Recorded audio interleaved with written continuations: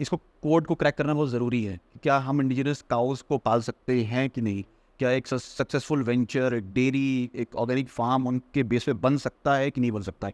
एक बहुत ही controversial topic जो अभी करंट टाइम पे चल रहा है, ये है गौ हत्या और गौ रक्षकों का चैलेंज जो है उस पर। वो ये है कि आज के गौ रक्षकों को ये तो पता है कि गाय को बचाना है, पर उसके बाद उस गाय के साथ क्या करना है वो नहीं जानते। वही तो, you not taken care of the genetics ना। व्हाई ब्राजील क्यों आगे चला गया है? True, it is deeply worked on genetics जी, और उसने कुछ उसमें वो नहीं ऑल्ट्रेशन नहीं किए।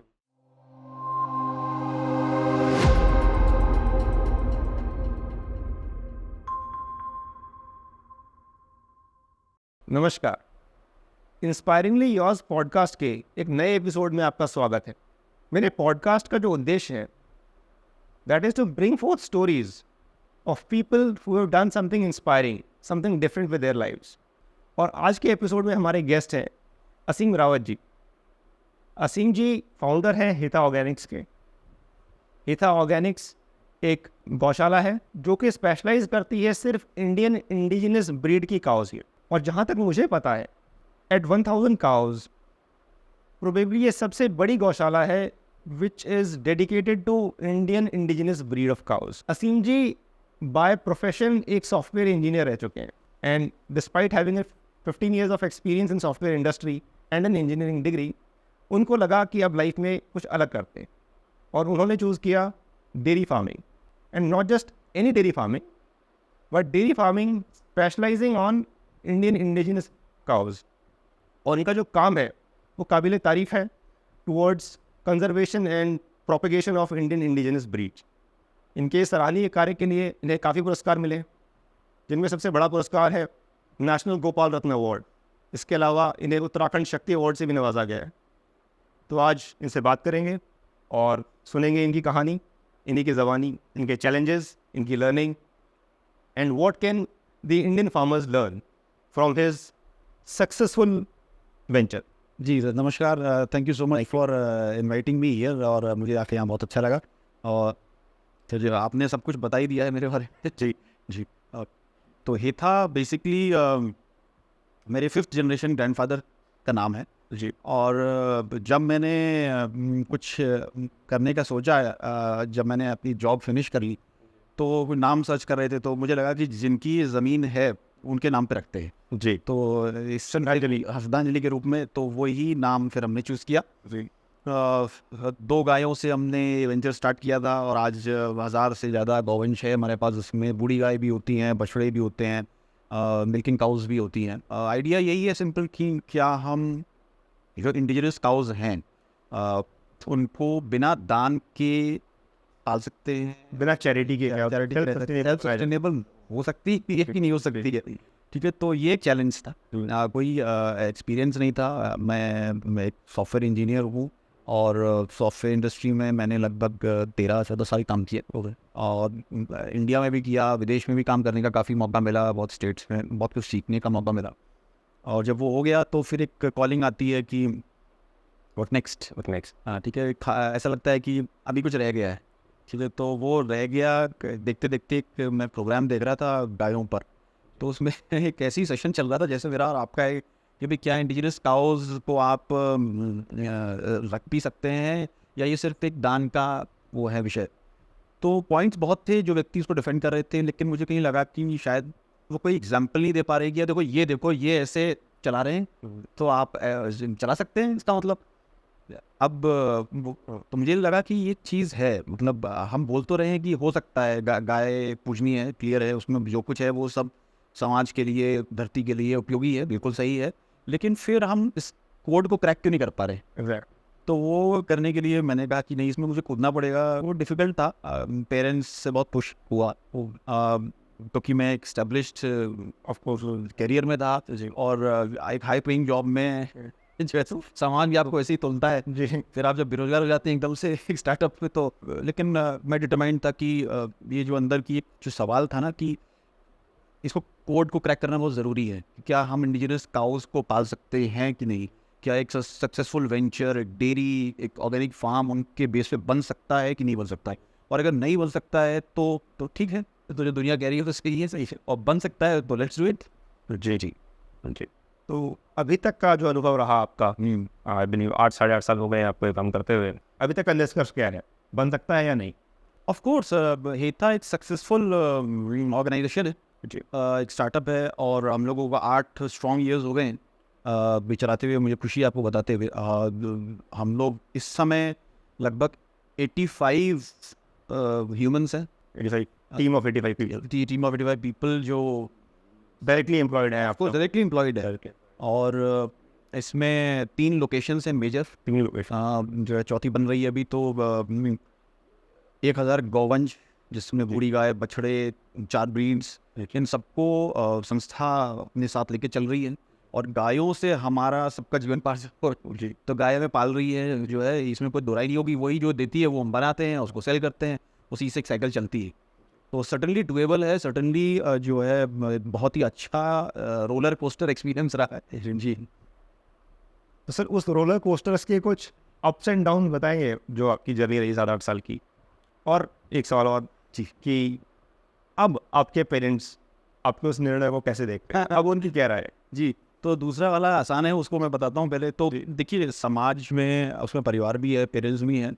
तो मेरी माताजी थोड़ी सी ज़्यादा मजबूत हैं जी, और उनका हमेशा एक रहा करो दे रहा है कि भाई करो, तो ट्राई कर लो, क्या ही होगा, फेल हो जाओगे, क्या है।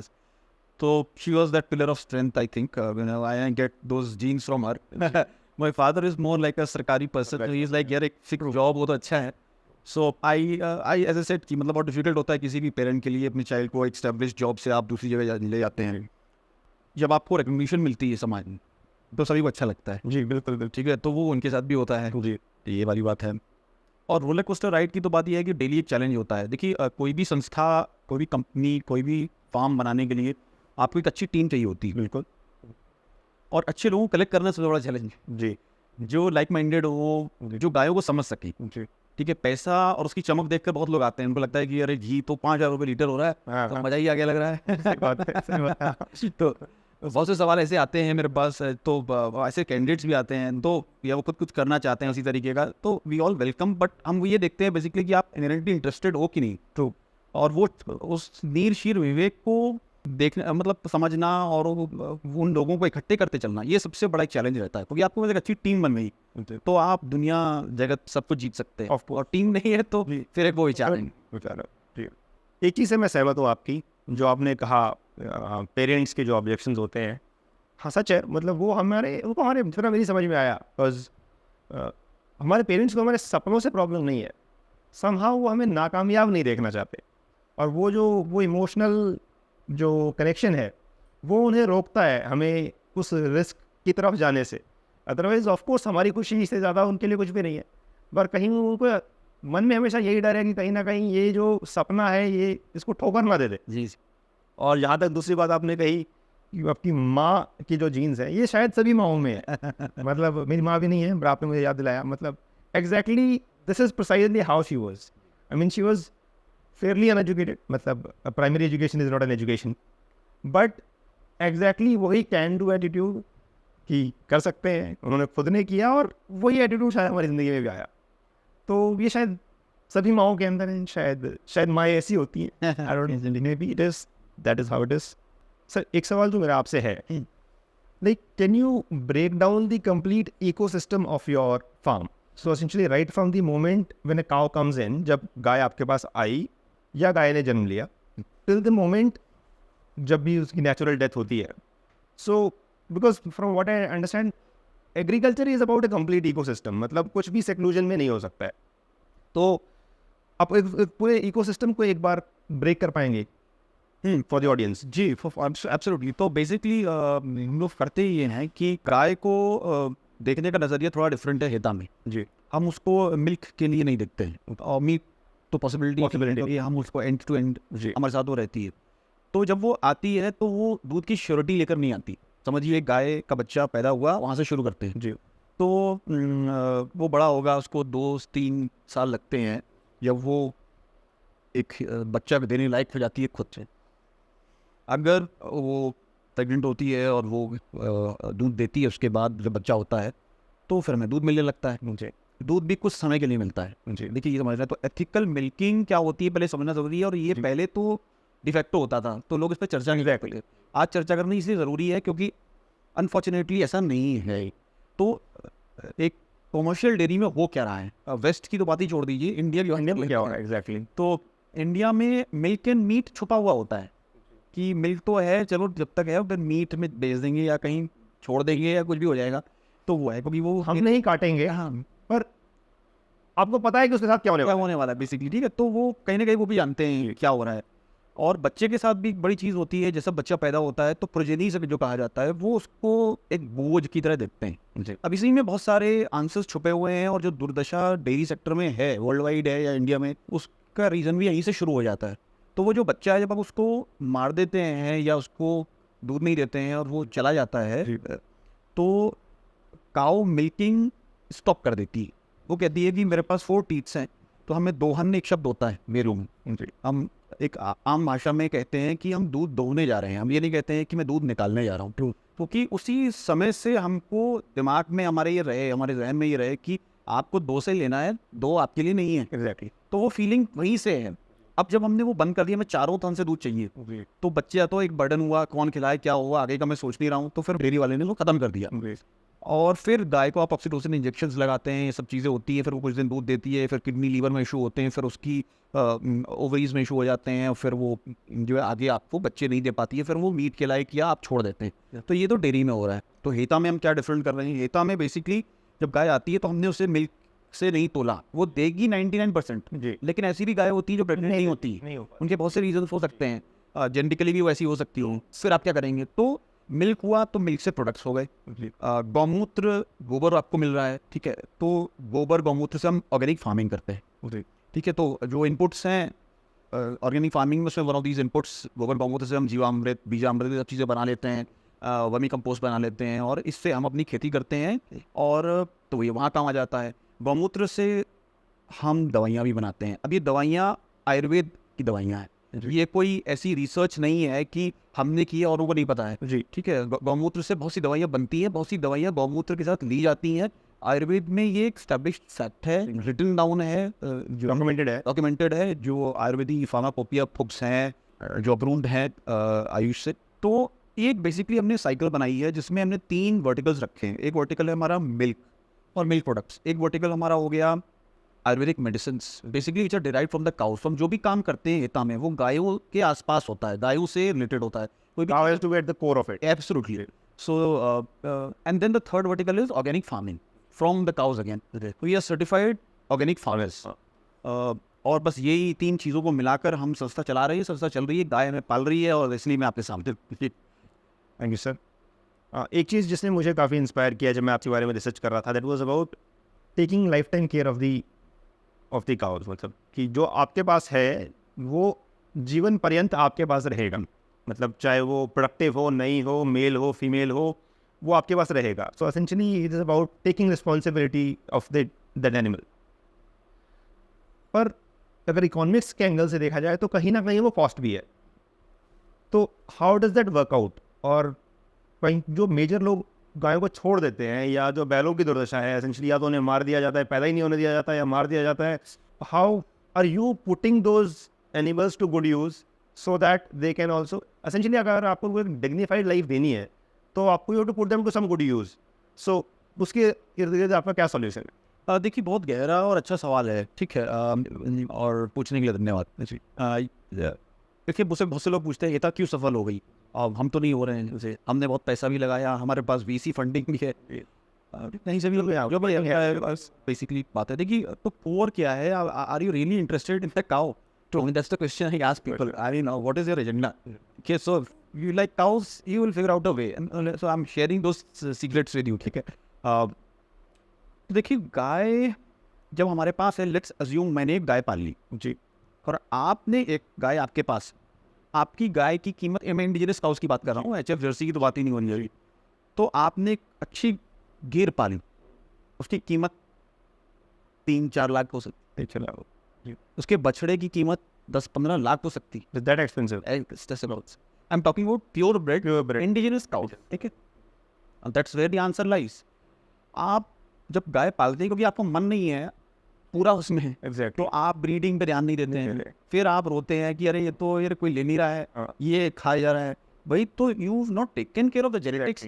व्हाई ब्राजील क्यों आगे चला गया? True, it is deeply worked on genetics जी। और उसने कुछ उसमें वो नहीं ऑल्ट्रेशन नहीं किए, उसने जीन पूल बनाया है। वैसे कैसे वो बनाया? जैसे आपके पास एक अच्छी काऊ है, आपको पता चला कि 20 लीटर की, वो उसको अपनी नेशनल उसमें ले आए कि भैया ये रहे पैसे, इस गाय को यहाँ लाओ, मैं इसको IVF करूँगा। वो IVF 40 साल से कर रहे हैं। आप IVF के लिए आज आप सीना तान रहे हो कि मैंने 2 IVF हमारे एक फार्म पे हो रही है गवर्नमेंट के।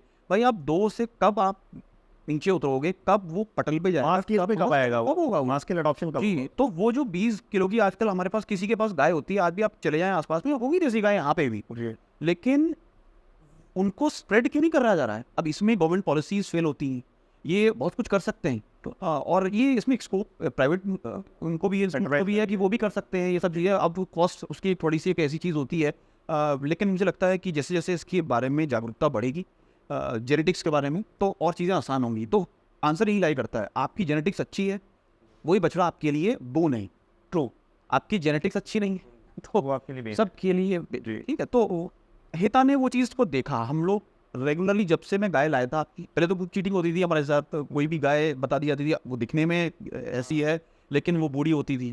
देसी गायों की खूबसूरती ये होती है कि वो बूढ़ी नहीं लगती जल्दी। ओके, ठीक है, तो वो जेनेटिकली भगवान ने उनको ऐसा बनाया है। कुछ गाय ऐसी होती है वो किसी पर्टिकुलर पर्सन से ही दूध निकलवाती है। हाँ, तो आओ बोलते हैं हथियार हो गई। जी। तो वो जब हम लाते थे तो वो यहाँ पे दूध नहीं देती थी बेचारी, तो हम सोचते क्या कमी हो रही है। तो फिर धीरे धीरे हमने इसको समझा कि मतलब हम हमारे साथ कोई चीटिंग तो हुई, व्यक्ति ने पूर्ण जानकारी नहीं दी, लेकिन हमने अपना दिल बड़ा रखा। तो दूसरा आंसर मेरा आपके लिए ये है कि जो आप ये समाज में व्यवस्था देख रहे हैं डेयरीज की खासकर, we have a very small heart now. True, अब मुझे आज दूध चाहिए, मैं कल का भी वेट नहीं कर रहा हूँ यार, मैं कल ये क्या तुम कुछ दूध नहीं दोगी तो चलो निकलो। भाई अगर आपकी यही सोच है तो आप फ्यूचर प्लानिंग कैसे करोगे भाई, प्रोजेनी कैसे बनाओगे आप? ठीक है, तो वही मैं कह रहा हूँ कि आपका हार्ट श्रिंक करता जा रहा है और इसीलिए किसान, डेयरी वाला सब परेशान है, क्योंकि उनको इंस्टेंट सॉल्यूशंस चाहिए, इंस्टेंट पैसा चाहिए।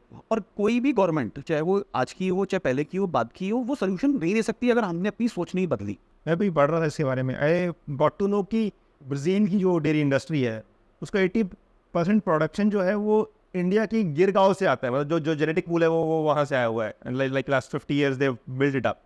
और इंडिया में somehow that particular breed is not very appreciated और उसको इग्नोर ही किया गया है।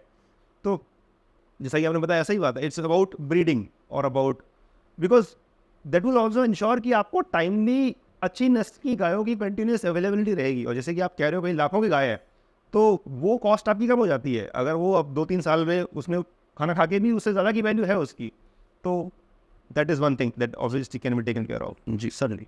तो देखिए ऐसे ही आपने बात करी अपनी, और ये जो आप बोल रहे हैं वही ब्राज़ील से सीखने की ज़रूरत है। एक समय ये होता था कि ब्राज़ील में नहाने के लिए, जो मैंने पढ़ा, गांव में आप कोई एक कॉमन शावर होता था। ओके, तो मैं ये जो स्वर्गीय प्रदीप सिंह रावल जी हैं, जो बेसिकली गिर पे इनका बहुत अच्छा काम है, और जो ब्राज़ील में गाय गई उनका बहुत सारा अंश भावनगर की महाराज की तरफ से है। तो प्रदीप सिंह रावल जी एक बहुत बड़ा नाम है।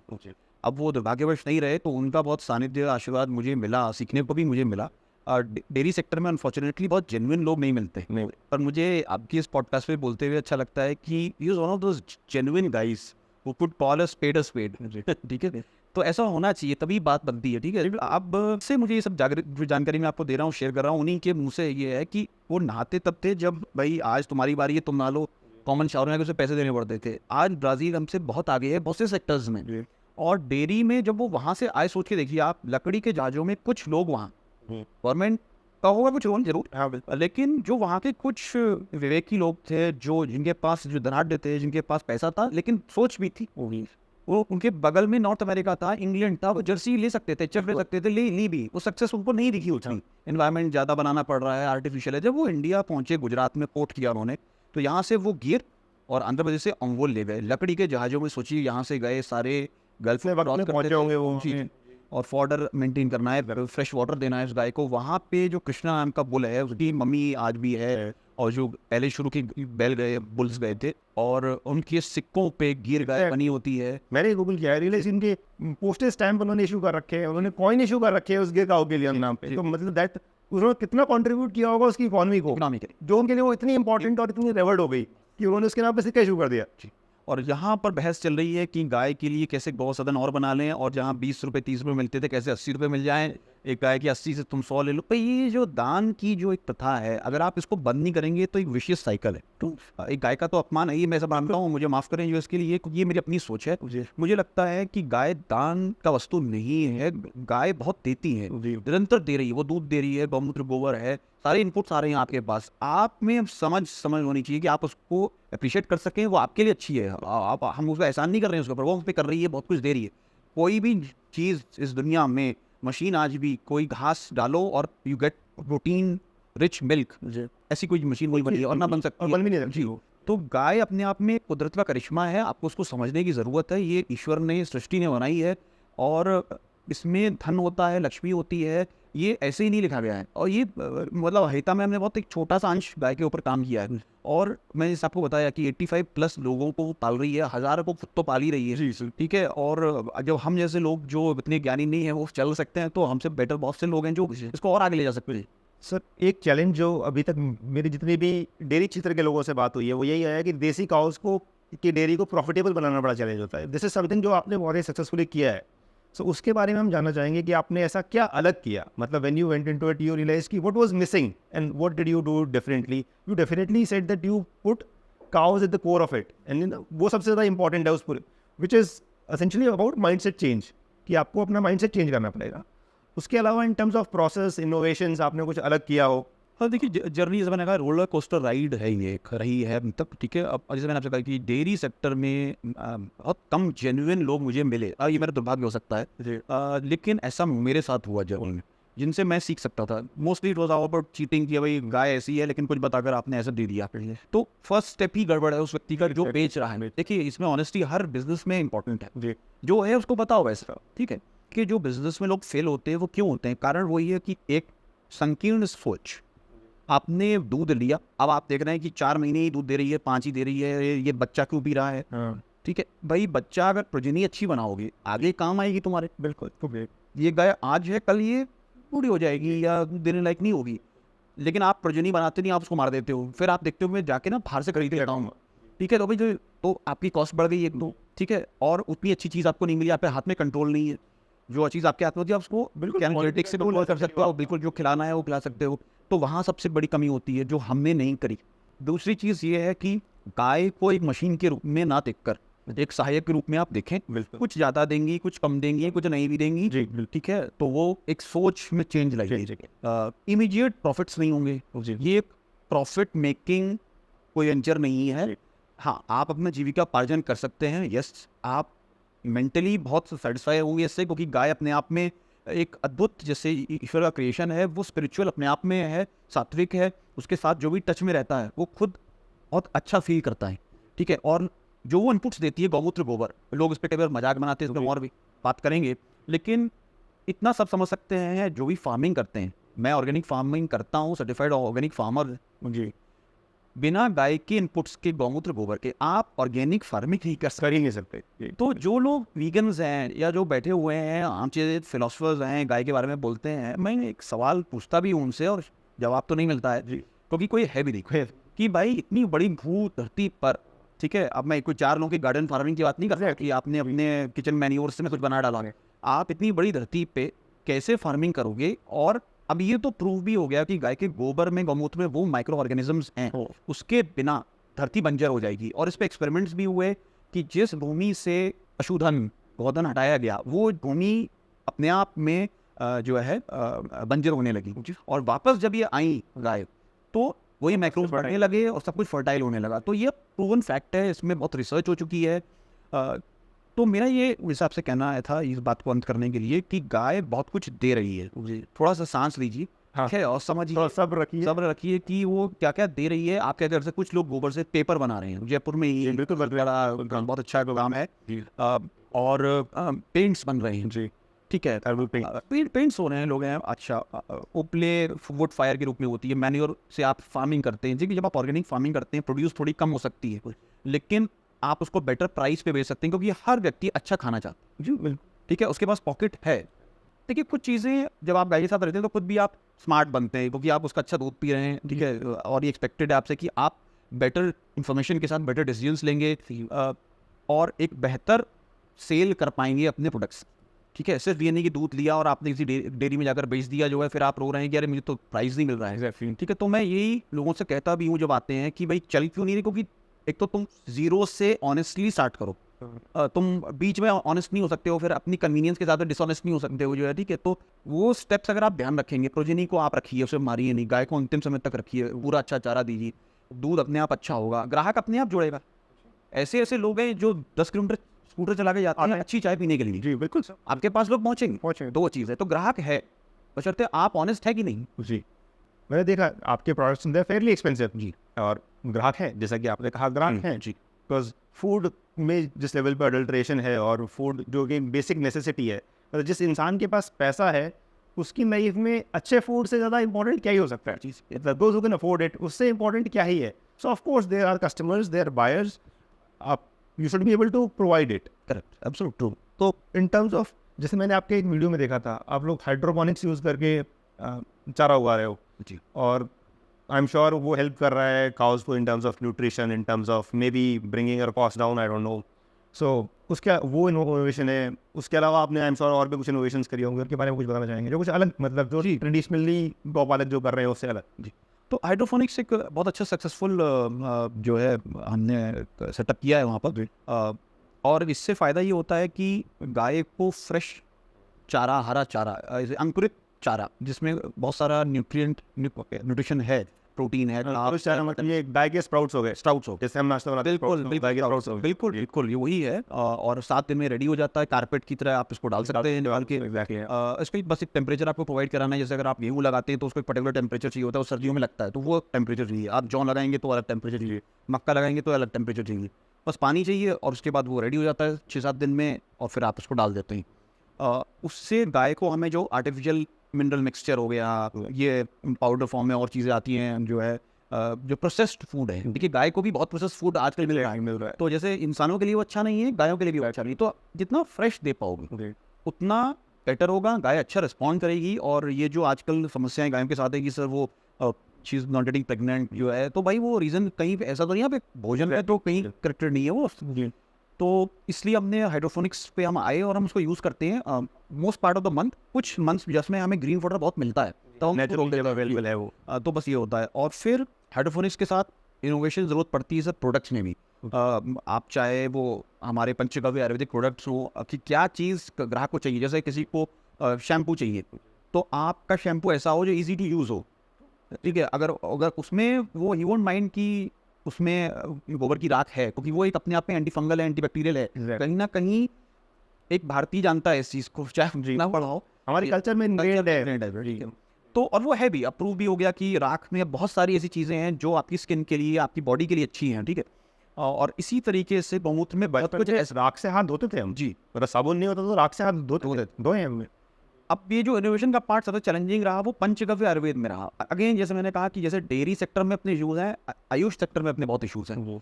सही लोग मिलना जो आपको सिखा सके, जिनको पास टेक्निकल नॉलेज हो, साइंटिफिक नॉलेज हो, और फिर वो लाइसेंसिंग आपके पास हो, तब आप जाकर बना सकते हैं। सब बना सकते हैं, बेचना लग गया जी। हाँ जी, तो वो भी एक स्ट्रगल रहा। लेकिन इसका ना आपके विचार अच्छे होते हैं तो एक अच्छे लोग जुड़ते जाते हैं, कारवा बनता जाता है। ठीक है ना, वो गुड अट्रैक्ट्स गुड पीपल, जी, somehow things fall in place। जी, of course, जी। तो गौमूत्र एक बहुत बड़ा टॉपिक मेरे पास हमेशा रहा है, क्योंकि एक तो इसको बहुत बैड प्रेस मिली जी, अनफॉर्चुनेटली। ठीक है, ऑफ कोर्स जी। और इसका दुर्भाग्य ये भी है कि भाई देखिए, अगर आप गौमूत्र का मजाक बनाते हैं, मैं बताइए बना रहे लोग और स्वच्छंद है, हिंदू बना रहे हैं, मतलब सच्चाई यही जो न्यू जनरेशन है। जी, ठीक है, other religions might not appreciate it much, उनका बिलीफ सिस्टम मैं उस पर भी आऊँगा। तो बेसिकली अगर हम सिर्फ गाय के यूरिन की बात करते हैं तो ऐसे कैमल का यूरिन भी होता है जो सऊदी अरब में बहुत यूज़ होता है। तो so there are lots of religions that are using it, they probably are not making joke about it. Now we come back to the Indian culture, जिसमें हम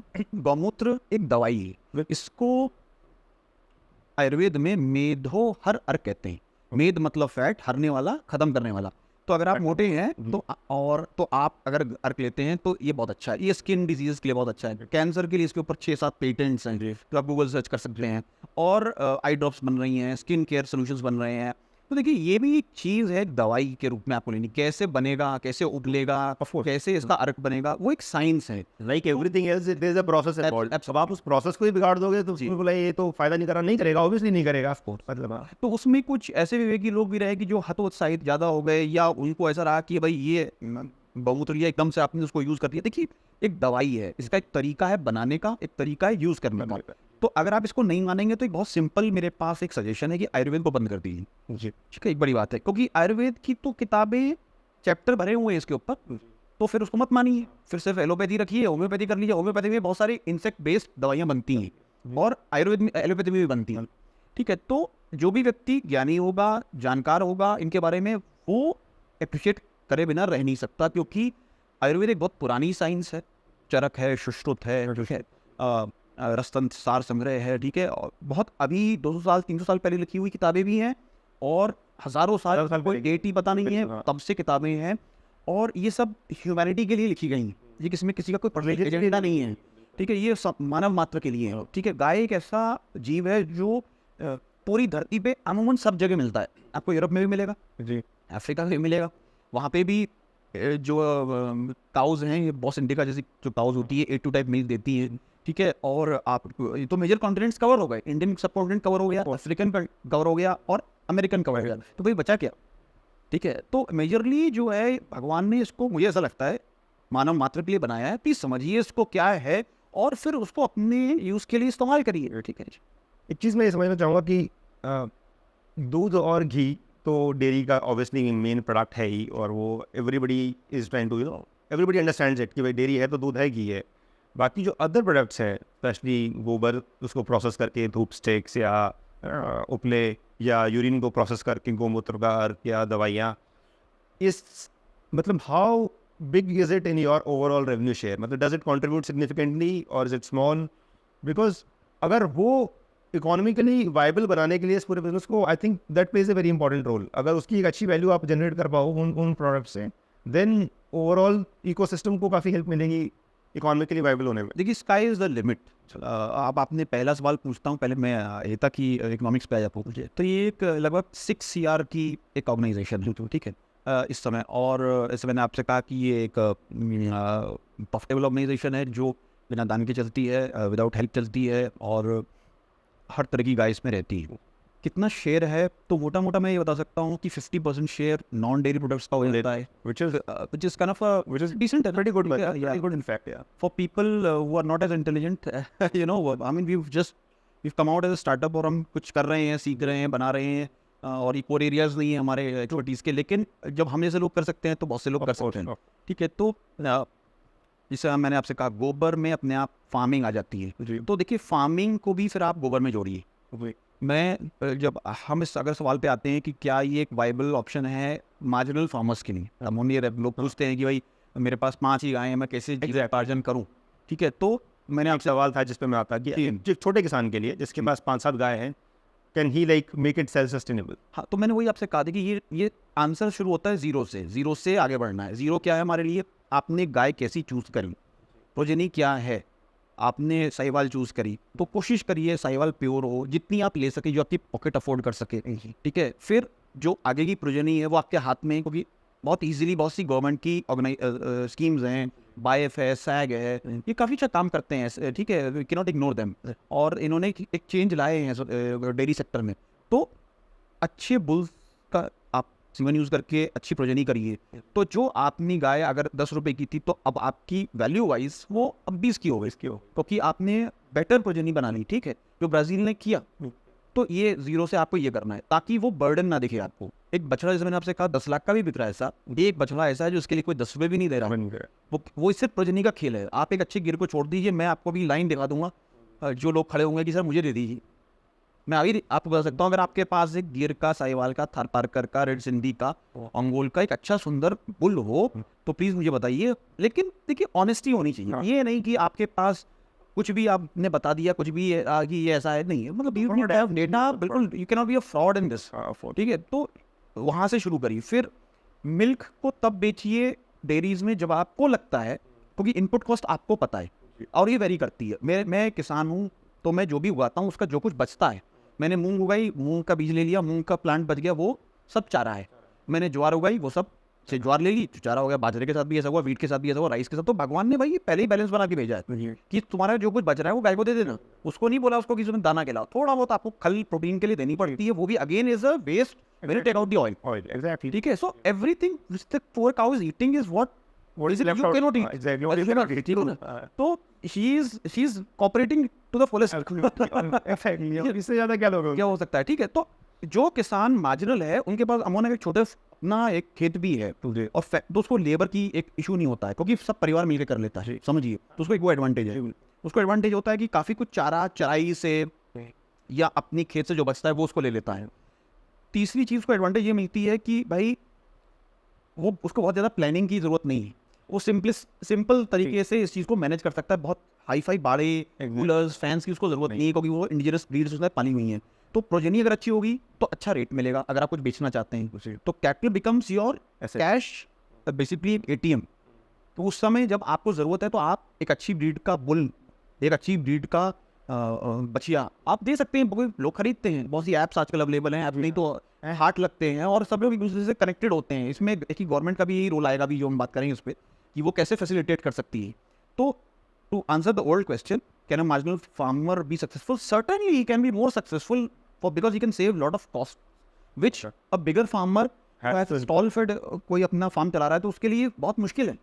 उसको हर चीज़ का पेमेंट करना है। उसको एक अगर एक उससे व्यक्ति से बोलता है कि चारा काट दो, वो भी कॉस्ट है, पेड लेबर। हाँ, जो चारा लाओ वो भी कॉस्ट है उसके लिए। ठीक है, तो वो एक मार्जिनल छोटा फार्मर मच बेटर है उस तरीके से। अब बात रही कि अगर दूध की कॉस्ट आपको आपके हिसाब से सही नहीं मिल रही है तो आप क्या करेंगे? तो भाई आप वो चीज़ करेंगे जो सिखाया जा रहा है कि आप स्वावलंबी बनिए, आप दूध के प्रोडक्ट्स बना सकते हैं।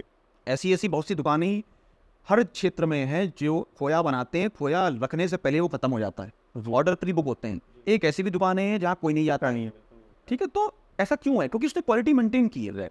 आप उसके प्रोडक्ट्स बनाइए, प्रोडक्ट्स हमेशा अवेलेबल होते हैं। ज़्यादा क्या बनाना है, एक बड़ी लिस्ट अवेलेबल है जो फ्रीली खोया, सबको पता है। मिठाई जो देसी मिठाइयाँ हैं वो बहुत आसान भी होती है बनानी, ईजी टू सेल भी होती है और वो ज़्यादा देकर जाती है। दूध के से तो आपको ज़्यादा मिलेगा। आपने चाय बना ली तो भी वैल्यूएडिशन कर, ठीक है, तो आप वैल्यूएडिशन करिए, सीधी सी बात है। गोबर गौमूत्र को आप कुछ भी नहीं कर सकते तो आप उपले तो बनाते ही हैं, उससे आपका ईंधन बचता है, उससे आप अपनी जो है अपना खाना बना लेते हैं। गोबर गौमूत्र पर आप जीवामृत, मैन्योर इसमें यूज़ करिए, गौ आधारित कृषि करिए। ऑर्गेनिक फार्मिंग की तरफ पूरी एक साथ ना करके स्टेप बाय स्टेप कन्वर्ट करिए। आप पहले 1/3 फार्म को ऑर्गेनिक बनाइए, फिर आप 2/3 को बनाइए, फिर आप पूरे को बनिए। और आप प्राइसिंग खुद उसको अलग रखिए कि भाई ये मेरा अलग, इसमें आप ऑनेस्टी रखिए कि भाई ये मेरा ऑर्गेनिक हुआ, ये मेरा जो है नॉर्मल हुआ। तो ऑर्गेनिक आपका अगर दुगने दाम पे बिक रहा है तो आप तब भी बेटर ऑफ है। कम भी है, हाँ, तो भी आप बेटर मैच कर देगा। एक तो खुद आप स्वस्थ रहे, आपने एनवायरमेंट को स्वस्थ रखा, और जो आपका मोस्ट इंपॉर्टेंट ग्राहक है जिसके साथ लोग चीटिंग कर रहे हैं, आपने उसको स्वस्थ रखा, वो भी याद रखता है। एक ग्राहक कभी नहीं बोलता अगर आप उसके साथ ऑनेस्टली डील करते हैं। तो ये मेरा सजेशन होता है कि there is so much to do in this field of dairy. ठीक है, just you have to be honest, you have to have a bigger heart, you have to have a little patience. At policy levels आपकी क्या recommendations हैं या क्या suggestions हैं? What should government do? Also क्या government कर रही है अभी, मतलब एनीथिंग कोई अच्छा कर रही है, या is there anything that they need to do as a like first hand farmer? What is your Certainly, I mean, तो मैं क्योंकि डेयरी में भी हूँ, ऑर्गेनिक फार्मर भी हूँ मैं, तो मैं आई हैपन टू बी एक नेशनल एडवाइजरी कमेटी 2 साल से बनी हुई है, मुझे या ज़्यादा भी हो सकती है। मैं 2 साल से उसमें हूँ और ये एनिमल हस्बेंड्री फिशरीज वाला डिपार्टमेंट है। तो मुझे जो भी इसमें जो इनके सबसे मेजर की प्लेयर्स हैं, जो चाहे वो मंत्री हैं या ब्यूरोक्रेट्स हैं, तो उनसे मिलने का, बात करने का मौका मिलता है। मैं आपको बता सकता हूँ there is certainly an intent, वो चेंज तो है पिछली सरकारों से, जो मुझे लगता है, ये मेरी अपनी सोच है। और वो पुश भी करते हैं और जेन्युइनली चाहते हैं कि किसान बेटर ऑफ हो। ठीक है, और वो अपनी तरफ से प्रयास भी करते हैं। बहुत सारी अच्छी स्कीम्स, जैसे अवार्डिंग स्कीम्स है। देखिए, अवार्ड एक बहुत मेजर रोल प्ले करते हैं। आप अच्छी चीज़ जब अवार्ड करते हैं तो उस किसान के लिए तो फायदा है ही है, औरों को भी प्रोत्साहन करते हैं। ठीक है, तो अवार्ड जब स्टार्टेड, जैसे नेशनल गोपाल रत्न अवार्ड हुआ, ये तो नेशनल लेवल पे हो गया, जिसके आप विनर भी है जी। ठीक है, तो स्टेट लेवल पर भी कुछ स्टेट्स बहुत अच्छा कर रहे हैं, जैसे तेलंगाना हुआ। इनके यहाँ अगर आपका कोई जीव बीमार है, जी, गोट है या काऊ बीमार है, तो आपके पास एक एम्बुलेंस जाती है जो वहीं तक पहुँच जाती है, to take care of that. और इसमें स्टेट सेंट्रल गवर्नमेंट की अपनी कुछ पार्टनरशिप है, सेंट्रल गवर्नमेंट बहुत सपोर्ट कर रही है कि भाई आप भी शुरू करिए। तो यूपी में भी कुछ शुरू हो रहा है, उत्तराखंड में भी है ये, मैं वहाँ धाम को गया, वो यूपी उत्तराखंड दोनों जगह काम करते हैं।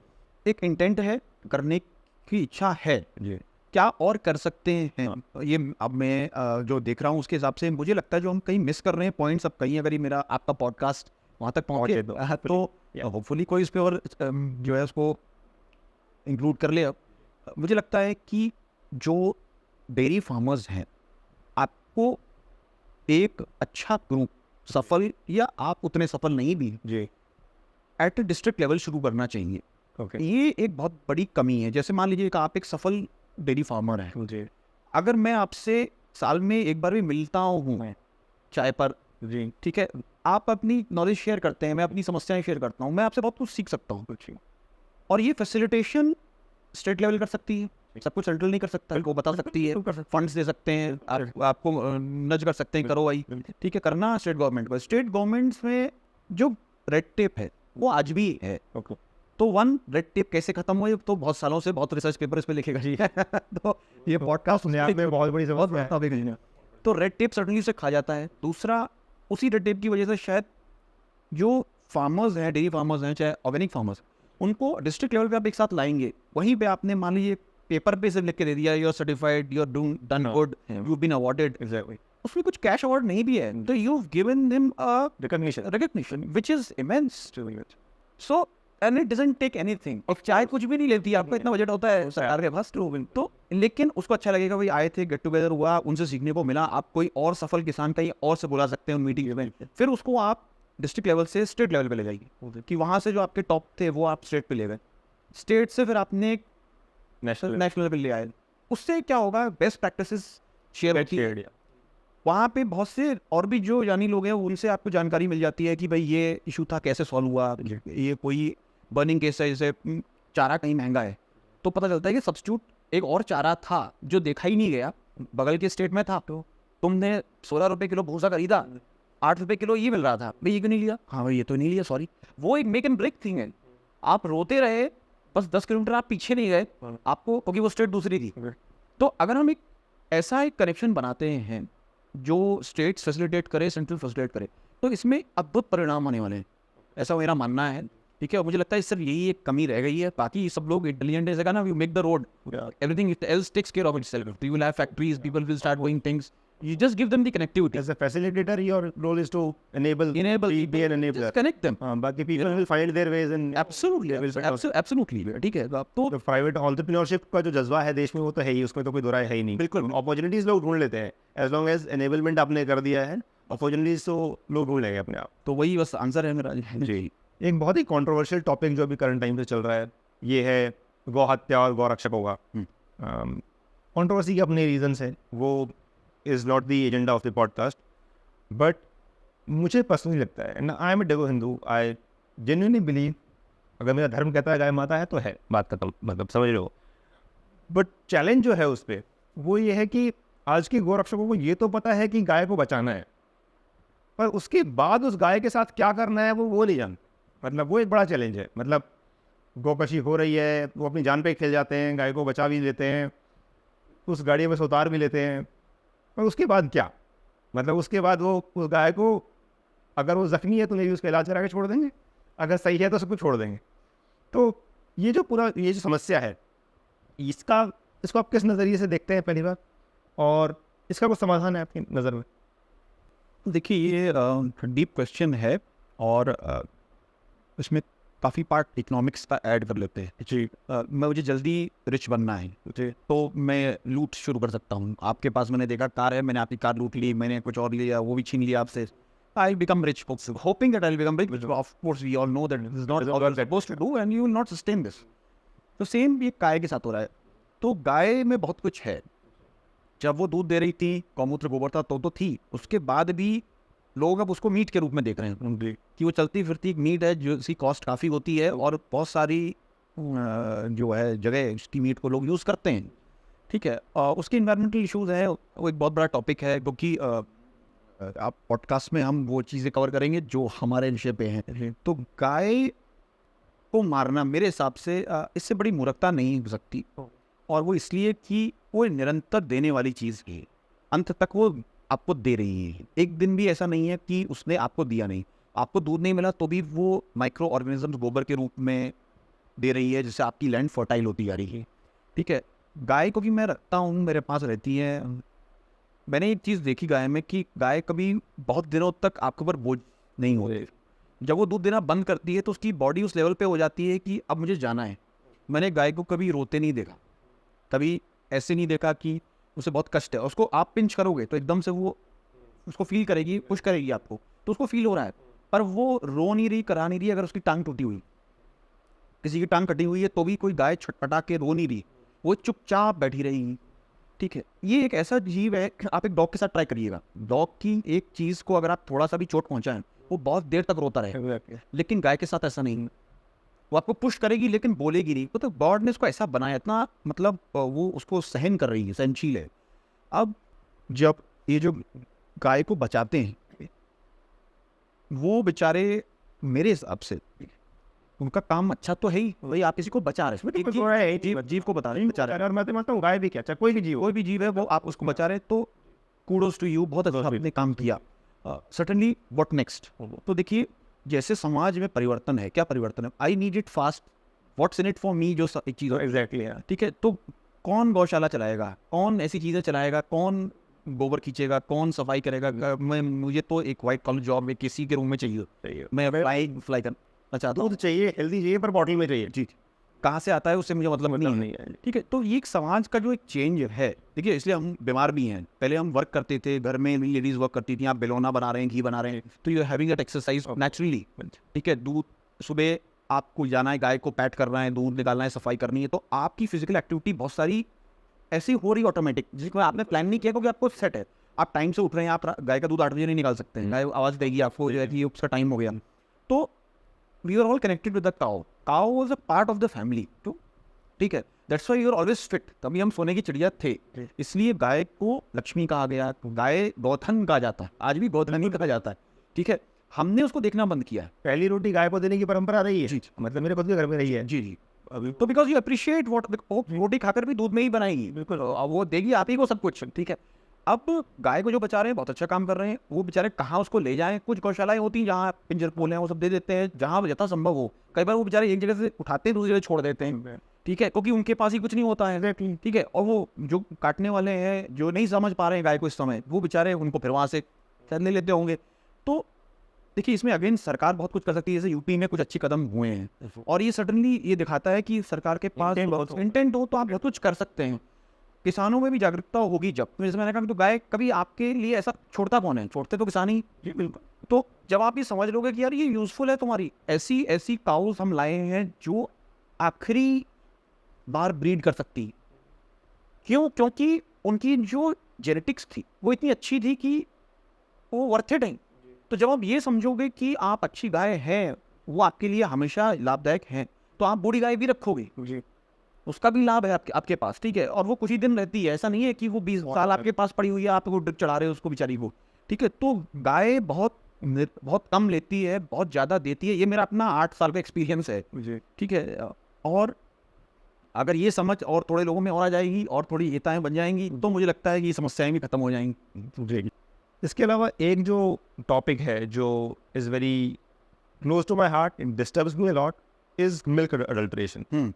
मतलब बचपन में मेरी माँ को एक ही इशू होता था, जब हम कभी मतलब गांव से बाहर रहते थे, कि दूध वाले ने दूध में पानी मिलाया जी, और बस उनकी इसी बात को बहस होती थी कि आपने दूध में पानी क्यों मिलाया। जी जी जी। And today the situation is कि पानी is least of my concern. मतलब मुझे कोई फ़र्क नहीं पड़ता कितना मिला ले भाई। मतलब adulteration has gone to a level of urea, detergent and what not. समझ रहे हो? मतलब the worst possible things that you can think of are actually there. अभी इसकी पहचान कोई अगर हो सकती है तो समाधान कोई मुझे मतलब मालूम नहीं कि इसका समाधान है भी नहीं, but just wanted to take your opinion on that. ये इम्पोर्टेंट सवाल है, एक ज्वलंत विषय है, और वो होना भी चाहिए। मिल्क है क्या? मिल्क जरूर, हम क्यों पिए, सवाल हम क्यों करते हैं। मिल्क सबसे सस्ता प्रोटीन का एक फूड है, समझिए। अगर आपको प्रोटीन चाहिए तो कुछ ही चीज़ें आपको अच्छा प्रोटीन, एक कंप्लीट फूड, इसमें कार्ब्स, और विटामिन मिनरल्स ये सब भी हैं, कैल्शियम ये सब है, पोटेशियम और तमाम चीज़ें सब आपको एसेंशियल मिनरल्स मिलते हैं। कोई और पदार्थ हमारा हम कहें, हम बादाम का दूध पीते हैं जी, वो उससे 10 गुना महंगा पड़ेगा मुझे, बिल्कुल उतने बादाम अवेलेबल नहीं है। बादाम को ग्रो करने के लिए आपको बहुत कुछ केमिकल पेस्टिसाइड्स यूज़ करने पड़ने, ज़्यादातर बादाम आजकल कैलिफोर्निया से आ रहे हैं, हाँ वो अवेलेबल नहीं है। तो कुछ वीगन्स कहते हैं बादाम का दूध तो आप भैया है ही नहीं बादाम, ठीक है ना। तो ऐसे सोयाबीन के साथ और बहुत सारी ये एक अलग साइकिल है। मतलब हमें तो लगता है हमने बादाम बना के पी लिया और हम वीगन हो गए, हमने जानवर की जान बचा ली जी, बट उस बादाम को ग्रो करने की अपनी एक साइकिल है, उसमें एक अलग पूरा प्रोसेस है जिसको आप इग्नोर कर रहे हो। तो आपको तो ग्लास में बादाम दिखाई दे रहा है, हमसे पीछे की साइकिल दिखाई नहीं दे रही है। ये करेक्ट, बहुत सही आपने कहा जी। तो ये जो दूध है इसको रिप्लेस नहीं कर सकते अभी तक किसी फूड से। सुपर फूड से, ये एक सुपर फूड है अगर बशर्ते ये ओरिजिनल है। अब ये ओरिजिनल क्यों नहीं है ये समझते हैं। मैं एक बड़ी डेयरी हूँ, मेरे पास कोई गाय नहीं है क्योंकि मैं एसेट्स से आता हूँ, लाइबिलिटी नहीं जाना। तो एसेट्स लाइबिलिटी सब इकोनॉमिक्स वाले समझते हैं। तो लाइबिलिटी मैं मानता हूँ कि अरे कौन पाले कि बूढ़ी हो जाएगी, ये समस्या होगी, तो मुझे भाई दूध दे दो। तो मैंने एक डेयरी बना ली और मैंने दूध इकट्ठा किया। आप कहीं से आ रहे हैं, कहीं से आ रहे हैं, कहीं से आ रहे हैं, कहीं से आ रहे हैं, तो दूध अपने आप में एक शेल्फ लाइफ होती है, उसमें एक बैक्टीरिया ग्रो होने लगता है, काफी कम शेल्फ लाइफ है, कर्डलिंग होने लगती है, जो है वो नेचुरल है उसके साथ। तो कैसे प्रोडक्ट करेंगे, उसको ठंडा कर सकते हैं, बहुत जगह चिलिंग यूनिट्स नहीं होते हैं, तो उसमें और भी केमिकल्स आते हैं कि उसकी शेल्फ लाइफ बढ़ा दी जाए, वो लोग करते हैं, ठीक है। अब ये मान के चल रहे हैं कि हम एक एथिकल डेयरी चला रहे हैं जिसमें हम जो है गाय तो नहीं है लेकिन हम कुछ और नहीं मिला रहे हैं। तो हम क्या करेंगे, हमने सब जगह से दूध इकट्ठा किया, दूध आते ही क्योंकि अब हमें उसको बैक्टीरिया ग्रो कर गए हैं उसमें, तो हमने उसको पेस्चराइज किया, तेजी से गर्म करोगे, ठंडा करोगे। जब आप ऐसा करते हो तो वो डीनेचर हो जाता है प्रोटीन उसका। जैसे आपने कोई पकौड़ी तल दी तो उस तेल को आप यूज़ नहीं कर सकते क्योंकि तेज टेम्परेचर पे करने के बाद वो उसका डीनेचर हो गया, फैट का जो स्ट्रक्चर है वो कैंसरस हो गया, कार्सिनोजेनिक हो गया। तो इसी तरह दूध के साथ होता है, आपने उसको बहुत तेजी से गर्म किया, एकदम से ठंडा कर दिया, शॉक की वजह से प्रोटीन उसका डीनेचर हो गया और भी स्ट्रक्चर उसके बिगड़े, तो अब वो एक पदार्थ बन गया बस उसके। हाँ, अब आपने क्या कहा कि एक पहले से सारा इसका क्रीम निकाल लेते हैं, तो सेंट्रीफ्यूगल फोर्स से घुमाते हैं, सारी क्रीम निकाल लेते हैं। तो क्रीम को वो पिघलाकर घी बनाते हैं, जिसे बाजार में हम 500-600 रुपये लीटर केजी में बिक रहा है, वो घी है। अभी तक हम सब बिल्कुल सही कर रहे हैं जी। हाँ, मतलब हमने अडल्टरेट नहीं किया है, अभी तक प्रोसेस चेंज किया है, हमने अडल्टरेट नहीं किया है। और वो इसलिए कि भाई बहुत दूर तक सप्लाई करना है, खराब हो जाएगा तो भाई इसको पेस्चराइज करेंगे। जब हमने इसका घी फैट निकाल लिया, क्रीम बना दिया, अब ये फैटलेस हो गया, टोन्ड हो गया, डबल टोन्ड हो गया, जितना आपने उसमें से क्रीम निकाली। अब कोई साहब मेरे पास आते हैं कि ऐसा है कि आप डेयरी वाले हैं, मुझे ना 6% फैट का मुझे दूध चाहिए। तो कहते हैं कोई दिक्कत नहीं है। तो अब हम एक फैट लेते हैं, एक सब्सटेंस, मिल्क जो आपके पास टोन्ड है वो आपके पास है, उसको आप इसमें मिलाएंगे। तो वो फूड की फैट कैसा भी हो सकता है, एनिमल बेस वर्जन। ये जो फैट है ये वही क्रीम है जो निकाली गई थी, या अलग है? ये अलग है, ये अलग है। तो ऑब्वियसली फिर तो पॉइंट ही क्या रहेगा निकाल के वापस डालने का। तो ये फैट किसी भी फॉर्म का हो सकता है, ये एनिमल फैट हो सकता है सस्ता, कोई किसी अरबी फैट बनाया है ये जो होता है, या ये प्लांट बेस्ड हो सकता है, कुछ भी हो सकता है। It's just fat because science does not see it differently, it is fat for them. तो you have to put it back in the milk. अब मिल्क कहता है भैया मैं तुम्हें मिला नहीं सकता क्योंकि मैं पानी हूँ, तुम हो ऑयल, तुम ऑयल हो, ठीक है जी। तो इसको फिर बेसिकली क्या करते हैं, इसमें कुछ कंपाउंड्स डाले जाते हैं, ठीक है। वो यूरिया कंपाउंड्स होते हैं, आप भाषाएं बदल सकते हैं लेकिन होते वो वही कंपाउंड। वो डालने के बाद उसका कलर बदल जाता है, बदलने के बाद फिर आप उसको और कुछ उसमें कंपाउंड्स डालते हो ताकि वो सफ़ेद हो जाए दोबारा, ठीक है। अब आपने इस लेवल पे उसको प्रोसेसिंग कर दी है, तो अब वो एक ऐसे आपने कोकोला पी, एक ड्रिंक हो गई, वो मिल्क नहीं है, व्हाइट लिक्विड ड्रिंक है, आप उसको मिल्क नहीं है, it is processed beyond recognition जी। मतलब आपने इतना ज्यादा प्रोसेसिंग कर दी कि उसका लुक सेम है और वो भी आपने अचीव किया है। एसेंशियली आपने वापस से व्हाइट कलर डाल करके उसको वापस वो अचीव किया है ताकि वो वैसा दिखे, अदरवाइज वो वैसा था भी नहीं, ऐसा नहीं था अभी जी। तो अब एक ये तो चल रहा था जब सब कुछ ठीक ठाक सा चल रहा था जी। अब और हमारी लालच बढ़ा तो आपने क्या किया, आपने कहा कि यार ये दूध कौन इकट्ठा करे, ये भी देना ही पड़ रहा है। तो और सस्ते केमिकल आ रहे हैं जिसमें आपने मिलाते ही वो सफेद कुछ बना देता है, जिसकी चाय बन जाती है और चीजें बन जाती है, इसको behaves like a milk but it's not milk obviously जी। सिंथेटिक मिल्क है, मिल्क पाउडर भी आते हैं वो सस्ते किस्म के। देखिए जो बड़ी यूरोपियन कंट्रीज हैं, जब इन्होंने लार्ज स्केल डेयरी चलाई और अनएथिकल डेयरी चलाई से मैं कहता हूँ, इसी वजह से वीगन का पूरा एक चीज़ खड़ी हुई, क्योंकि जीव हत्या तो वो कर ही रहे हैं और गायों को एक मशीन बनाया हुआ है उन्होंने, ठीक है। तो वो दूध वो थर्ड वर्ल्ड कंट्रीज को बेचते हैं, इंडिया हुआ, बांग्लादेश हुआ, पाउडर बना के सस्ता A1 टाइप दूध का पाउडर हुआ, ठीक है। तो ये जो वो जो कंपनीज ऐसी हैं जो मतलब दूध जिनको बनाना है एकदम से, आप ये ऑर्डर आ गया आपको शादी है 1,000 किलो पनीर चाहिए, तो कैसे बनाओ? कहाँ से बनाओ? तो फिर आप यही सब पाउडर लेकर ये सब करते हैं आप ये जो बनाने के लिए, तो ये दुर्भाग्य है। फिर उसकी क्वालिटी उतनी ऐसी अच्छी नहीं रहती है और वो स्वास्थ्य के लिए तो हानिकारक है ही है। तो इट गोज विदाउट सेइंग कि डिटर्जेंट हैं, यूरिया हैं और भी तरह तरह के हार्मफुल केमिकल्स हैं जो आप बच्चों को दे रहे हैं क्योंकि आप दूध लेके खरीद रहे हैं। तो मुझे लगता है कि इसमें स्ट्रिंजेंट लॉज होनी चाहिए। आपका नेक्स्ट पार्ट ऑफ क्वेश्चन था कि कैसे रोकें, तो FSSAI बहुत इसमें इंपॉर्टेंट पार्ट प्ले कर सकता है। देखिए अगेन वही रेड टेप, वही सारे सवाल, ठीक है। आप जब तक उस मैकेनिज्म को स्ट्रॉन्ग नहीं करेंगे, कुछ आप एग्जाम्पलरी पनिशमेंट नहीं देंगे, ठीक है, तब तक ये चीज़ें मुझे तो लगता नहीं है बंद होगी, क्योंकि आसानी से लोग छूट जाते हैं, फिर वही शुरू हो जाता है। हर साल त्योहारों में सुनने में आता है, पढ़ने में आता है, बात भरे रहते हैं, यहाँ छापा पड़ा नकली मावा, यहाँ छापा पड़ा नकली घी, पर वो साइकिल हर बार होती है हर बार रिपीट होती है। फिर दिवाली आने वाली है, फिर वही होगा। जी। मतलब सिचुएशन ये हो गई कि मेरे जैसे आदमी ने दिवाली पे मावे की मिठाई खरीदना छोड़ दिया। ये बहुत जगह हो रहा है। आई वुड प्रेफर है बेसन की मिठाई, आई वुड प्रेफर बालूशाही रहते थे ना मावे की मिठाई, बिकॉज मुझे मालूम है बेसन ही है ना, उसमें क्या ही करेगा आदमी, रेदर देन कि वो मैं यूरिया का दूध ले लूँ, उससे बेटर है कि मैं वो बेसन की मिठाई खा लूँगा। देखिए दुर्भाग्य भी है और इसमें कहीं एक दुख भी है, वही किसान का, डेयरी का, जो आप कहते हैं कि उसे प्राइस नहीं मिल रहा है, क्योंकि ऑल्टरनेट कुछ बुरे लोग एक मिल्क आ गया है जो कि मिल्क के नाम पे बिक रहा है। अब obviously he can sell it much cheaper than you, तो फिर आपको कोई प्राइस क्यों दे? तो कस्टमर के लिए तो वो जेन्युइन मिल्क है, उसको तो वही लग रहा है कि मैं जेन्युइन मिल्क खरीद रहा हूँ जी। तो इस मामले में मेरा एक थोड़ा कंट्रोवर्शियल वो भी है, बिकॉज आई थोड़ा सा on a different side, I genuinely support capital punishment for food adulteration. और इस बात पे मेरी एक दो लोगों से कभी डिबेट भी हुई है। लोग मानते हैं कि वो कहते हैं कि ये तो रेप के लिए कैपिटल पनिशमेंट नहीं है, आप उसके लिए, rape is a different issue, obviously वो अलग इशू है, but food adulteration definitely deserves, because आप पूरी नस्लें खराब कर रहे हो, आप एक आदमी को खराब नहीं कर रहे हो, आपने पूरी जनरेशन से बिगाड़ दी है। ऑफ कोर्स मैं ये नहीं कह रहा कि आप किसी को दूध में कोई पानी मिला दे तो उसको फांसी पे टांग दो, but of course adulteration can be categorized into different categories. Lots of severe kind of an offenses. मतलब this is one crime जहाँ मेरे को genuinely लगता है कि exemplary punishment की requirement है, और उस exemplary punishment में मतलब capital punishment से ऊपर कुछ है नहीं। मैं आपको सपोर्ट करता हूँ जी। एक सीधा सवाल, ये जो दूध है पैकेट में, मतलब दूध के नाम पे जो भी बिक रहा है, सरस मान लो, मदर डेयरी मान लो, अमूल मान लो, जिसमें क्या ये दूध है? मतलब पैकेट पे कुछ भी लिखा हो, और technically they might categorize it as whatever, because end of the day वो कैटेगरी डिफाइन तो गवर्नमेंट नहीं करनी है या उन्हें डेयरी नहीं करनी है, they can still call it milk, but is it really milk, और how far is it from the actual milk? मतलब ऑन अ स्केल ऑफ से 0 to 100 कितना दूर है वो एक्चुअल मिल्क से?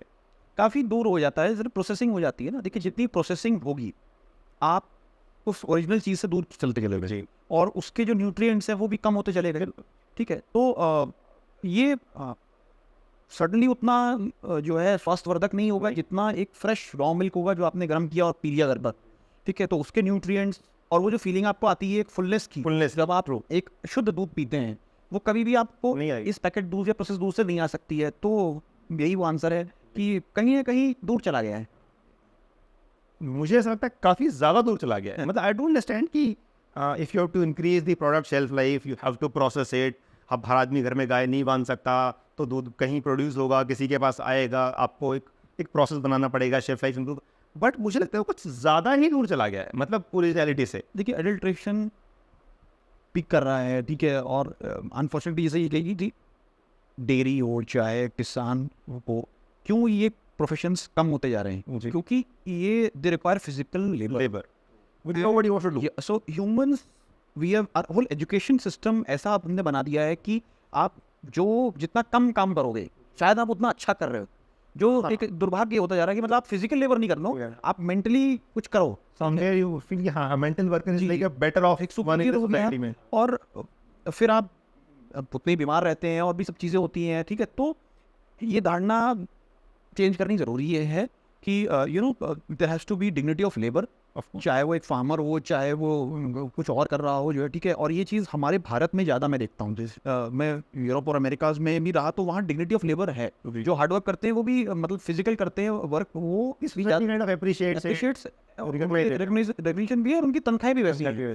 लेकिन भारत में ये चीज़ हमें लगता है कि कहीं हम इसे पीछे छोड़ दिया है। पहले नहीं था ऐसा, लेकिन अब ये बढ़ता जा रहा है, ठीक है। तो जब आपके पास गाय नहीं होंगी तो दूध नहीं होगा, दूध फिर आर्टिफिशियली होगा या आप पाउडर से बनाओगे, वो कभी भी क्वालिटी मैच नहीं कर पाओगे ओरिजिनल मिल्क की, तो फिर आप सब स्टैंडर्ड ही पियोगे। जब आप सब स्टैंडर्ड खाओगे, जैसा अन्न वैसा मन होगा, वैसे ही समाज बनेगा, क्योंकि मिलके ही सब बनते हैं। तो ओवरऑल सोसाइटी की जो क्वालिटी है, जो सोच है, वो डिग्रेड होगी। वो डिग्रेड होगी। और यही हो रहा है। तो आजकल 5 रुपये में किसी ने इसको चाकू मार दिया, भाई क्या चीज़ थी 5 रुपये? एग्जैक्ट। ठीक है, आपके पास बिल्कुल भी पेशेंस नहीं रह गई है, आपको एक दिन में ही अमीर बनना है। ठीक है, तो ये सब चीज़ें जो समाज में दिख रही हैं, वो मुझे लगता है स्टार्ट वहीं से हो गई थी जब आपने गाय छोड़ी थी। तो you have to go back to the cow if you have to really set this whole system in order. इसलिए गाय को रीढ़ की हड्डी कहा जाता था, गलत नहीं था। देखिए जुड़ गया कैसे, गाय थी तो हम स्वस्थ थे, टाइम पर उठते थे, मेंटली सही थे, हमें डिप्रेशन हो नहीं सकता था। डेली जाते ही गाय को पैट करना, गाय भी आती थी। हमारे पास कोई होता है, जैसे डॉग्स भी लोग पालते हैं, आज वो थेरेपी हो रही है, उसके पैसे दे रहे हो हम, तो वो तो नेचुरल थी। फिर मैं सुबह उठते ही सफाई करना, मिल्किंग जो कर सकते हैं वो कर रहे थे, जो कोई दही बना सकते हैं बिलो रहे हैं वो बोल रहे हैं। तो आपकी पूरी एक्सरसाइज हो रही है, आपको फ्रेश मिल्क मिल रहा है which is excellent protein, you getting good fat. अब इसी घी से आप ऑटिज्म से लड़ते हैं, इसी दूध से आप ऑटिज्म से लड़ते हैं, इसी दूध से आपको पीसीओडी पीसीओएस नहीं होते हैं। अगर आप देसी गाय का शुद्ध घी खा रहे हैं बिलोना, तो आप आयुर्वेद में इसका इलाज ही है कि आपको हार्मोनल इश्यूज अगर हैं तो आप देसी गाय का शुद्ध घी खाइए, वो आप ठीक होने लगेंगे। पेट की बहुत सारी बीमारियां अच्छे दूध से, एसिडिटी का एक बहुत अच्छा सोल्यूशन है, आप देसी गाय का 1 गिलास दूध रात में लें, आपकी एसिडिटी गायब। ओके। एसिडिटी का सबसे अच्छा इलाज है ये। ऑटिज्म हो गया, हार्मोनल इश्यूज हो गए, कैंसर भी इसी वजह से है क्योंकि आपका प्रोसेस फूड्स बहुत है। जी। ठीक है, तो आप रॉ की तरफ जब जाओगे तो अपने आप जो है फूड आपका बेटर होगा, तो ये सब भी चले जाएंगे। तो मुझे लगता है समाज की जो पूरी हेल्थ है वो गाय पे निर्भर है, पहले भी थी, आज भी है और आगे भी रहेगी। मेरा ऐसा मानना है कि हेल्दी फूड प्रोड्यूसर्स और quality education givers, these are 2 set of people जो कि नेशन बिल्डिंग में बहुत ही इंपॉर्टेंट रोल प्ले करते हैं। मतलब एसेंशियली आप एक बंदे का शारीरिक विकास, एक पॉपुलेशन का शारीरिक विकास, पूरी जनरेशन का शारीरिक विकास और उसका मानसिक विकास, ये 2 जो सेक्टर्स हैं या जो 2 फील्ड्स हैं वो प्ले करते हैं। और उसमें आप ऑब्वियसली अपना योगदान छोटे रूप में ही सही पर अपना योगदान प्ले कर रहे हैं, उसके लिए आपको बहुत बहुत धन्यवाद। और सर आप हनी कलेक्शन पे और हनी की फार्मिंग पे भी काम करते हैं। सो मैंने 2-3 साल पहले, मुझे याद है, एक बार वो मीडिया में बड़ी न्यूज़ आई थी, ये some NMR testing happened and every major brand failed. मतलब right from your Baidyanath to Dabur to Ramdev Baba का पतंजलि, मतलब जिससे थोड़ी बहुत उम्मीद थी मुझे, मतलब वो बड़ी बड़ी बातें करते हैं, but even that failed. If I remember it right, major brands में एक सफोला ने पास किया था, भाई एवरी मेजर ब्रांड फेल्ड। तो ये एग्जैक्टली NMR टेस्ट क्या है, मतलब वो, और how do we check honey for its purity? तो हनी बेसिकली हम लोग यूज़ करते हैं अपनी पंचगव्य आयुर्वेदिक मेडिसिन में। जब हम उसमें यूज़ करते हैं तो हमारे ग्राहक कहते हैं कि भाई यही हमें दे दो क्योंकि हमें लगता है यही प्योर है जी। तो वो बात भी सही है। तो हम लोग जो छोटी मक्खी होती है जिसको एपिस इंडिका कहते हैं या एपिस डोरसाटा कहते हैं, या जाइंट हिमालयन डॉग भी होती है, इनमें से इन मक्खियों को हम यूज़ करते हैं। हम एपिस मिलीफेरा जो एक इटालियन भी है जो डब्बों में आपको अमूमन प्लेन्स में दिखती है, वो यूज़ नहीं करते। इसमें फ़र्क होता है, जैसे देसी गाय, जी एग्जैक्टली, ठीक है, और वैसे ही ये विदेशी गाय का ये एक चीज़ है। तो क्योंकि हर जगह एडल्ट्रेशन है, जैसे डेयरी सेक्टर मिल्क में हम बात कर रहे थे, तो ऐसा हनी में भी बहुत एडल्ट्रेशन है। अगेन सेम रीज़न कि हनी उतना अवेलेबल नहीं है प्योर, और डिमांड शायद ज़्यादा है, तो उसको मीट करने के लिए एक चाइनीज़ शुगर आती है, चाइनीज़ सिरप कहते हैं इसको, तो चाइना यहाँ पे भी है। और ये सिरप जब आप मिलाते हैं तो नॉर्मल जो हनी की टेस्टिंग अवेलेबल है लैब्स में वो डिटेक्ट नहीं कर पाती है इसको।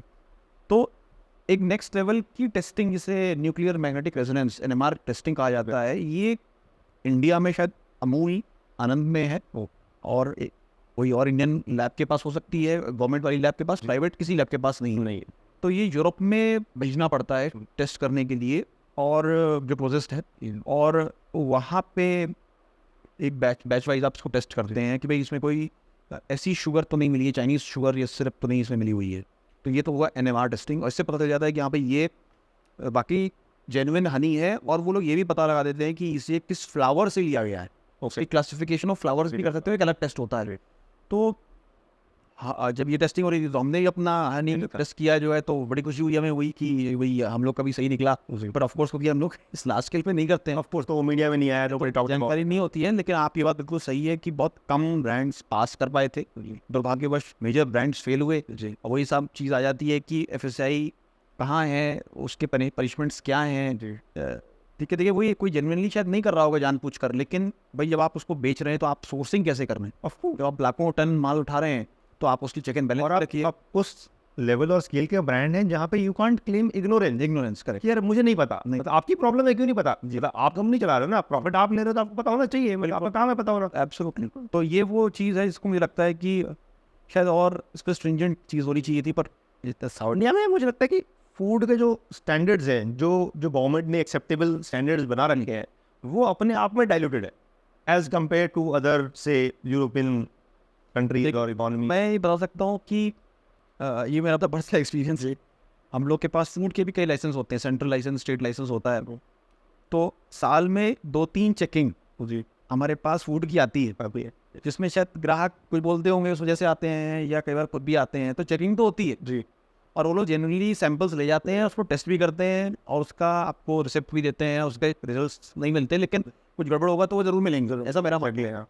तो टेस्टिंग है, सब कुछ है, लेकिन क्या ये बिगर ब्रांड के साथ भी हो रहा है और क्या वो पकड़े जा रहे हैं नहीं जा रहे, फिर क्या होता है उनके साथ, तो ये मैं नहीं कह सकता। लेकिन सर्टनली आई ट्रूली अग्री कि there should be more stringent checks and balances and punishments for any form of food adulteration, because you're playing with the lives of people. Absolutely. And you're like not one or two people, you are playing with generations. Please. What literally Absolutely. generation. Sir, Heta को लेके अभी future plans और like what is your outlook going forward?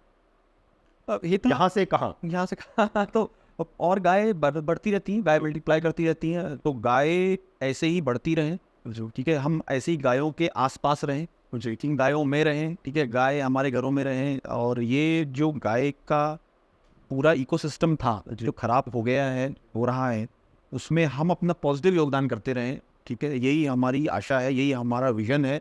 We will continue to work with indigenous breeds of cows. अभी तो सिर्फ 4 breeds पे साथ हम काम करते हैं, तो sky is the limit of, ठीक है। तो जैसे जैसे ये मूवमेंट की तरह बढ़ता जाएगा और स्टेट्स में फैलेगा, तो मुझे लगता है बहुत कुछ अभी करने को बाकी है, of course. So on like personal life के फ्रंट पे व्हेन यू स्विच्ड फ्रॉम एक सॉफ्टवेयर इंजीनियर से आप एक किसान बने, how did the life change, मतलब डे टू डे रूटीन, और was it painful, was it challenging? किसी पॉइंट पे ऐसा लगा हो कि यार ये कहाँ पंगा ले लिया, नहीं लेना चाहिए था, या वाज इट सेटिस्फाइंग और was it a mix of both the feelings? अच्छा सवाल है, और मेरे ख्याल से हर एक एंटरप्रेन्योर इसके थ्रू जाता है जी। क्या वो उसकी वेरिएशंस हो सकते हैं, पर मुझे लगता है मोटा मोटा हम सब एक चीज़ फील करते हैं as when you are an entrepreneur and you run a startup. देखिए अब मेरे साथ क्या दिक्कत थी कि मैं दिक्कत इसलिए कह रहा हूँ क्योंकि मिडिल क्लास फैमिली में आपके पास लिमिटेड होती हैं सब चीज़ें, एब्सोल्युटली। फंड्स भी लिमिटेड होते हैं, आप कर सकते हो आप एक छोटे लेवल तक, क्योंकि शौक है तो बस कर लो, जी उसको सीरियस मत हो जी, तो वो चीज़ है। तो जब मैं इसमें आया तो मेरे फादर को ये लगता था कि ये पार्ट टाइम करेगा, अपना भी करते रहो, ये भी करते रहेंगे, साथ में चलती रहेंगे, करते रहो, और वहाँ तक वो सेटिस्फाइड है जी, वहाँ तक उन्हें ऑब्जेक्शन भी नहीं होता। होता नहीं है, ठीक है। तो जब मैं इसमें आया, सर्टनली एक वाइट कॉलर जॉब में जिसमें मैं डायरेक्टर हूँ और एक सैलरी पर्टिकुलर आप ले रहे हैं, कंफर्ट जोन आपका हो जाता है, तो आप अपने कंफर्ट जोन से जब ब्रेक करते हैं तो वो डिफिकल्ट होता है, क्योंकि अब आप कुछ भी नहीं, आप एक नई अनजान से दुनिया में हैं, और वहाँ पे यू आर नोबडी, मतलब नोबडी केयर्स आपका कितना एक्सपीरियंस था, क्या आप डायरेक्टर थे, आप इंडिया में थे, अमेरिका में थे, एंड ऑफ द डे वहाँ पे आपको उस किसान से अगर डील कर रहे हो तो यू हैव टू रियलाइज कि दैट किसान knows much more than you. Absolutely, मतलब वो गरीब है, दरिद्र है, वो उसकी वो अलग मैटर है, बट उस पर्टिकुलर डोमेन में ही is a much better expert than you certainly, as on that day, and to the very feeling of starting from zero again, वो अपने आप में चैलेंज है डेफिनेटली। हाँ, तो ऐसे ही मेरे साथ हुआ, ये आपने बताया। और लेकिन अंदर की जो अग्नि है, जो सवाल थे अंदर के कि गाय के साथ ही क्या हो सकता है, नहीं हो सकता, वो इतने ओवरवेलमिंग थे कि बाकी पेन सब सबड्यू कर गया, सबड्यू कर गया, ठीक है। तो और सक्सेस का भी मुझे लगता है कारण भी यही रहा, क्योंकि हम बहुत हंग्री हैं जी। हमने अपनी सब बोट्स जला दी थी, हाँ। कोई वापस नहीं जाना है, इसमें आगे ही जाना है या डूबना है, ठीक है। तो मुझे लगता है कि ऐसा ही हुआ। It was certainly tough, it's not easy, क्योंकि कहाँ आप सॉफ्टवेयर इंडस्ट्री में बैठे हैं, बहुत 100 इमारत मंजिल पे जो है, आप एयर कंडीशन ऑफिस में रहते हैं, आपकी ज़िंदगी बिल्कुल अलग है। और यहाँ पे आप एलिमेंट्स में आ गए एकदम से, आप पानी भी है, धूप भी है, और हम बहुत सारी चीज़ें कोशिश कर रहे थे समझने की, करने की, कि गाय है तो वो क्या देगी, और सब कुछ जैसे आपने किससे लेनी है, वो भी आप तो समझदार है, इसलिए वो आपको उल्लू बना है जी, ठीक है। और सेम फॉर्डर के साथ है, आप ऑर्गेनिक फार्मिंग हम स्टार्ट में करना चाहते थे, क्योंकि हम फिर गोबर को क्या करते, गौमूत्र को क्या करते, दवाइयाँ भी बनाना चाहते थे। तो 3-4 फील्ड्स एक साथ आई जिसमें एक्सपर्टीज बहुत कम एरिया में थी, मतलब ना के बराबर थी, सिर्फ एक जुनून था कि आपको करना है, बस ये करना है। तो it was very tough on the body, it was suddenly more tougher on my parents, जो है कि ऐसा है। लेकिन मुझे लगता है कि जब आपका ध्येय साफ होता है तो आप पार कर जाते हो, ठीक है। तो वही हुआ, और फिर मतलब इट वॉज इंजॉइंग। कभी भी ऐसा नहीं कोई डे आया जिसमें लगा कि अरे क्यों कर लिया, क्योंकि आप हर चीज़ जो आपको एक आंसर जो ढूंढ रहे थे, आप जो सवाल थे आप वो मिलते जा रहे थे कि हाँ भाई हो सकता है इसमें वो है। और अच्छे लोग भी मिलते गए, ऐसे भी थे जिन्होंने शायद उतना साथ नहीं दिया या उतना इनकरेज नहीं किया, जो है नेसेयर्स होते ही हैं। ये सच है जीवन का, मतलब जितना मेरा दिन हो रहा है ना, कि जिससे आपको एक्सपेक्टेशन रही होगी ना, यार ये तो अपने लोग हैं, मतलब we can count on them, mostly they will disappoint जी, and somehow help will come from quarters जहाँ से आपने सपने में भी नहीं सोचा होगा, मतलब अनएक्सपेक्टेड पीपल। मतलब आई just for this podcast, and we are just starting out, we are nobody, but I have people calling me up जिनसे मेरी 10 साल से कोई फ़ोन में बात नहीं हुई है, मतलब समझ लो, मतलब कभी ज़िंदगी में 10 साल पहले मिले थे, and just because they saw something on the social media, they'd actually bothered to call me after 10 years कि sir good work, keep doing it. और there are people जो उनको लगता है कि ये तो अपने लोग हैं, and they would suddenly make fun of you, and they'll say कि ये क्या कर रहा है, ये नौकरी छोड़ के ये करेगा क्या, मतलब ये काम नहीं किया तेरी ज़िंदगी में। बट हाँ, मतलब ओवरऑल आई पर्सनली बिलीव कि जो पॉजिटिव जो हेल्प आती है वो आउटवे कर जाती है, मतलब उन लोगों को जो समहाउ नेसेयर्स होते हैं या वो सॉर्ट ऑफ डिसअपॉइंट यू।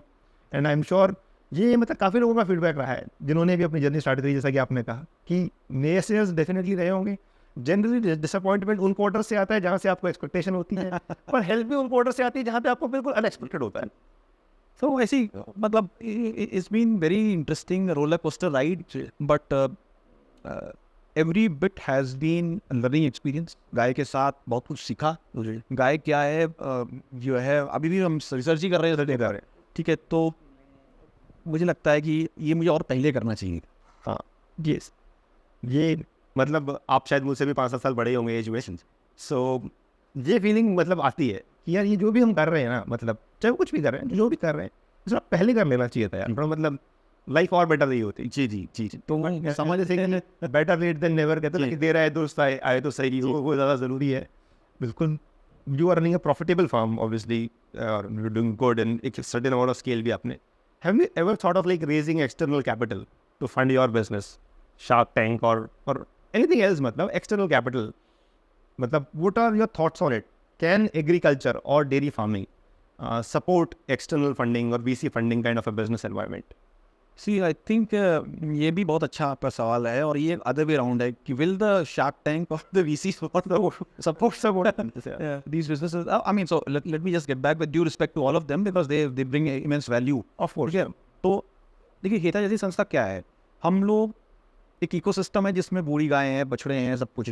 जब एक VC आता है, वेंचर कैपिटलिस्ट, तो वो 10 रुपये उसके पास है, तो वो बैंक में भी जा सकता था, वो आपको क्यों देगा? क्योंकि उसको फास्ट रिटर्न करना है, रिटर्न चाहिए, और विद सेड डन, मतलब that's the bottom line.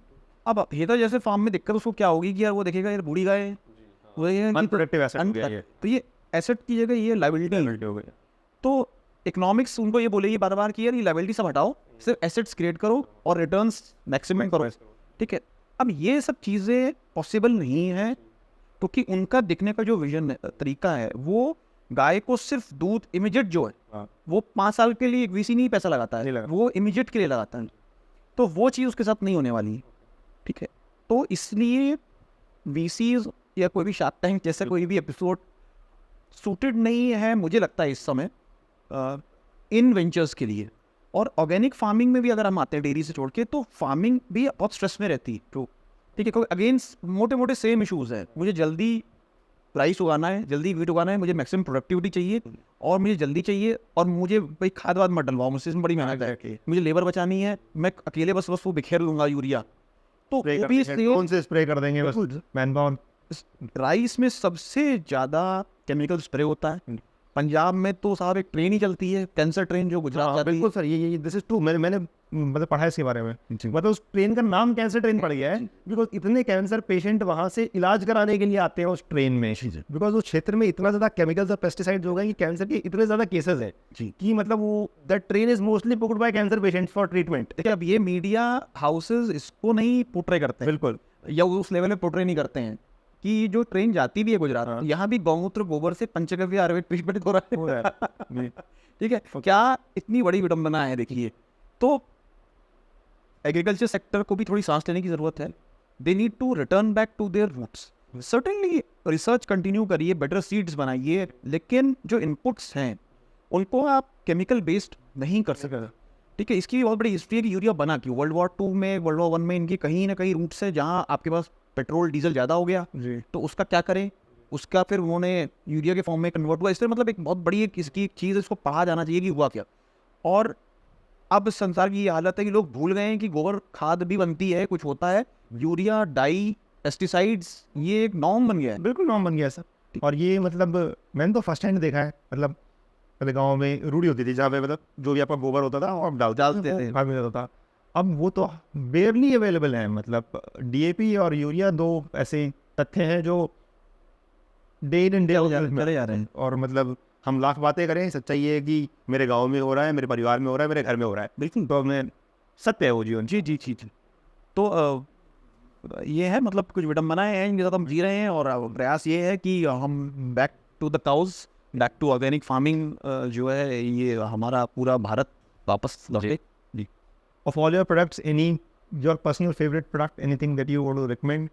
Chyawanprash, बड़ी मेहनत लगती है। 56 के आसपास जड़ी बूटियाँ, पूरी 56 के आसपास जड़ी बूटियाँ अच्छे से बनाना, कूटना, किसी को शोधित किया जाता है, किसी को कुछ किया जाता है, अपना अपना प्रोसेस है। हाँ, और उसमें फिर बद्री गाय का घी जो है पड़ता है, उसी में उसकी पिष्टी बनती है। तो वो मेरा फेवरेट प्रोडक्ट है, वो बहुत अच्छा भी है। Is good for the eyes, good for the skin, good for your heart, good for everything.